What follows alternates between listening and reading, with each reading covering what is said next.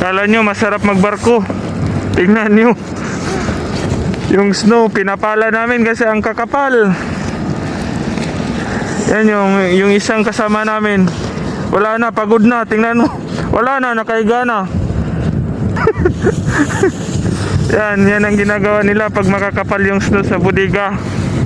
Yung post sa Facebook, panay sarap. Kala mo masarap yung snow, pero hindi alam ng mga magulang niya yan. Yan yung kahirap. Kaya kumustahan nyo naman yung kung may kamag-anak kayong seaman. Yan puro pasarap yan sa post sa Facebook. Pero yan ngayon nagpapala. Anong masasabi mo? Pagod na ako. Pagod na siya, ayaw na daw. Wala na, humiga na. Pag nagkakape lang naman.